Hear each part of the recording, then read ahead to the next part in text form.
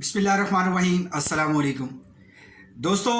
एक ही काम को बहुत सारे लोग सरअंजाम देते हैं, लेकिन सबके रिजल्ट्स अलग अलग क्यों होते हैं? आप लोगों ने कभी गौर किया कि हर एक के रिजल्ट्स को अगर आप वैल्यूएट करें तो हर एक के रिजल्ट में कोई ना कोई फ़र्क ज़रूर होगा। बेसिकली दो वजह हैं।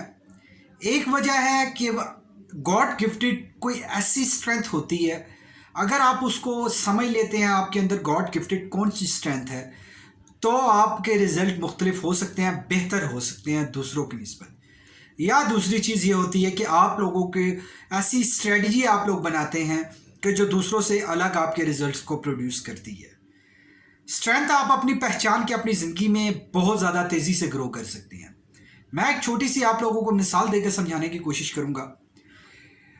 जो समंदरों के अंदर आप लोगों ने शार्क का एक नाम सुना होगा। शार्क सब मछलियों को खा सकती है, इतनी उसके अंदर एक स्ट्रेंथ मौजूद है। उसको इन्वायरमेंट जो नेचर ने दिया है वो पानी है, उसके अंदर जो अपनी स्ट्रेंथ है, उसके अंदर जो अपनी कॉन्फिडेंस है, उसके अंदर जो अपनी एक मैन्युफैक्चरिंग आप कह लें अल्लाह ताला की तरफ से ऐसी हुई हुई है कि वो मछलियों को खा सकती है।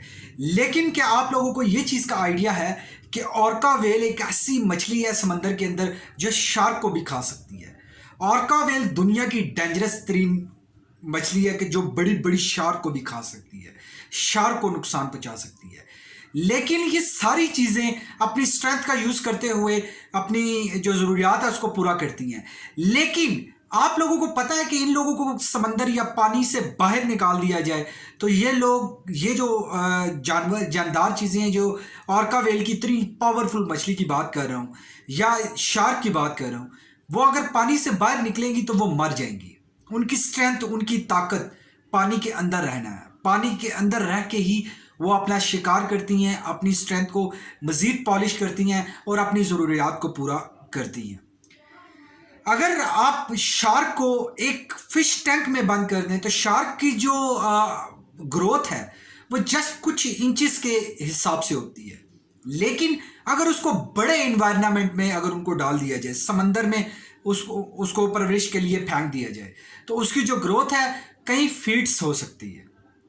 इन दोनों का फ़र्क क्या आता है कि आप लोगों को भी लाइफ में अपने एनवायरनमेंट के अकॉर्डिंगली आप अपनी लाइफ में आगे बढ़ते हैं। आपका एनवायरनमेंट डिसाइड करता है, आपकी स्ट्रेंथ डिसाइड करती है कि आपने कितना ग्रो होना है, कहाँ तक ग्रो होना है। इसलिए आप अपने अंदर अपनी स्ट्रेंथ पहचाने कि आप लोगों की कौन सी ऐसी ताकत है, कौन सा ऐसा प्लस पॉइंट है कि जो आपको बाकियों से अलग करता है, जिसमें आपकी प्रोडक्टिविटी बाकियों से अलग होती है। पूरी दुनिया में आप देख लीजिए, फिंगर प्रिंट जो भी आते हैं, आप लाखों अरबों जितने भी खरबों लोग हैं उन सब का कीजिए, आप लोग देखेंगे हर एक के फिंगरप्रिंट अलग अलग होते हैं। ये इंडिकेशन है कि हर एक में कोई ख़ास ऐसी स्ट्रेंथ होती है। अगर वो समझ जाए उस स्ट्रेंथ को और पॉलिश करे तो वो बाकियों से बहुत बेहतर रिजल्ट प्रोड्यूस कर सकता है।